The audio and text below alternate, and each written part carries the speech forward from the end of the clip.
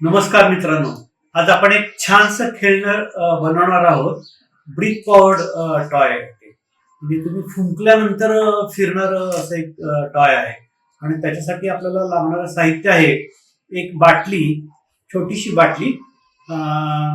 त्या बाटलीचं जे तोंड आहे ते लहान असावं, छोटंसं असावं. ठीक आहे. आणि बाटली छोटीशी असावी, बाटलीचं वजन कमी असावं.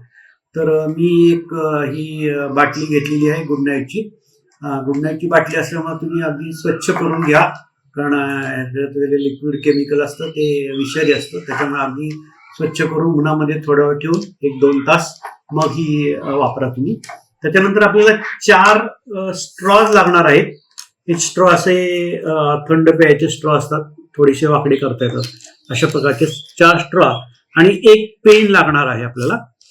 आणि हा पेन असं पाहिजे की याच्यामध्ये घातल्यानंतर बाजूची जे म्हणजे थोडासा याच्यापेक्षा जाड पाहिजे, मला मिळालं नाही. तर याच्यापेक्षा म्हणजे या बाटलीचं जे तोंड आहे ना त्याच्यापेक्षा थोडासा लहान पाहिजे आणि बाटली अशी हा पेन किंवा बाटली फिरू शकली पाहिजे. ठीक आहे.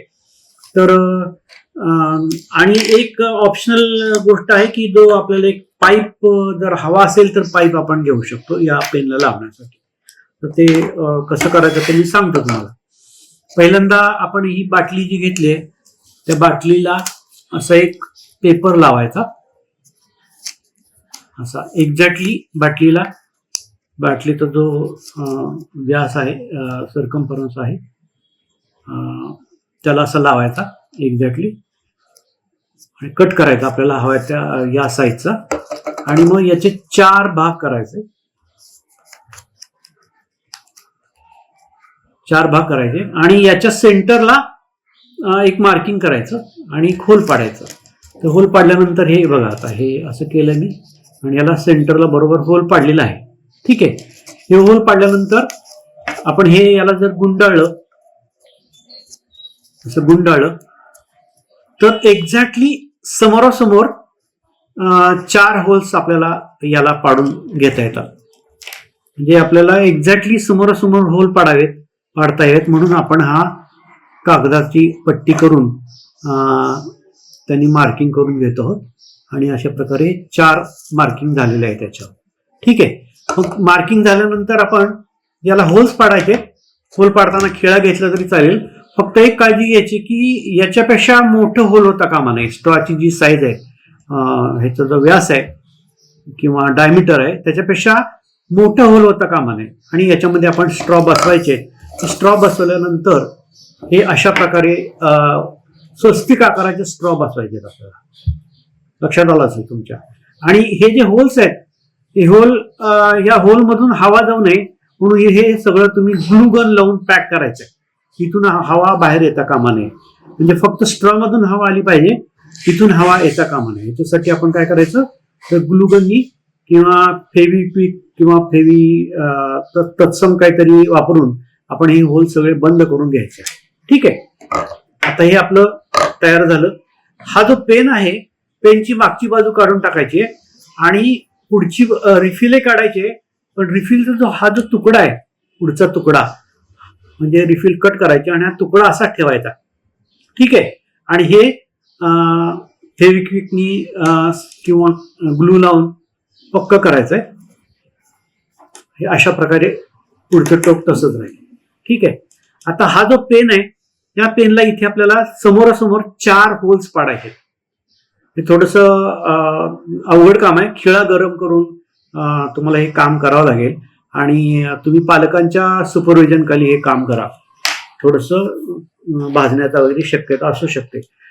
तर अशा प्रकारे दिसतंय का तुम्हाला? जरा जवळून पहा. अशा प्रकारे 1, 2, 3 आणि 4 होल पाडले. हे पुढे असं टोक ठेवलंय आणि हे ऑप्शनल आहे. मी नळी लावलेली आहे.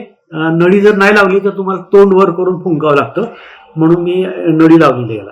तुम्ही हा पाईप किंवा नळी लावली नाही तरी चालू शकते. ठीक आहे. आता हे आपलं आपण काय काय केलं, हे स्ट्रॉज लावले, एक पेन तयार केला, याला एक नळी लावली. आता मला पेन फार जाड मिळाला नाही, बरोबर याच्यात थोडीशी बाजूला जागा, म्हणून मी काय केलं, एक छोटासा माझ्याकडे डबी होती त्या डबीचा खालचा भाग कापला मी आणि डबी ह्याच्यावर बसवली. तुम्हाला जर पेन व्यवस्थित मिळाला जाड तर काही प्रॉब्लेम येणार नाही. ही बसवली आणि हे ह्याच्यात घातलं. ठीक आहे. आता हे आपलं खेळणं तयार झालंय आणि आता हे कसं फिरते आपण बघूया. आता वाव, किती मस्त फिरते बघा मित्रांनो. हे खेळणं मस्त फिरतंय आणि तुम्ही असं खेळणं करून दाखवा, तुमच्या टीचर्सना दाखवा. आणि विज्ञान प्रदर्शन मध्ये सुद्धा एक खूप छान खेळणं, वैज्ञानिक तत्वावर आधारित खेळणं आहे. आता तुम्ही लक्ष द्याल तर तुमच्या लक्षात येईल की हवा या स्ट्रॉ मधून या बाजूने बाहेर पडते. ठीक आहे. या स्ट्रॉची इकडून, या स्ट्रॉची इकडून, या स्ट्रॉची इकडून आणि या स्ट्रॉची इकडून. स्ट्रॉची हवा ज्या दिशेने बाहेर पडते त्याच्या विरुद्ध दिशेनं ही जी बाटली आहे ती फिरते. बघा, नीट काळजीपूर्वक बघा.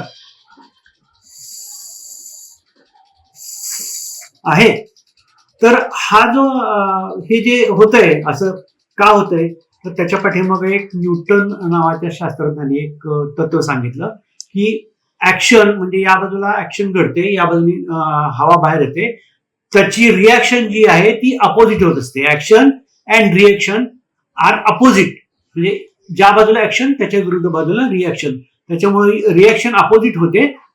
हे प्रिन्सिपल आहे. आणि ऍक्शन आणि रिॲक्शन या सेम असतात, सारखे असतात. तर हे वैज्ञानिक तत्व आहे.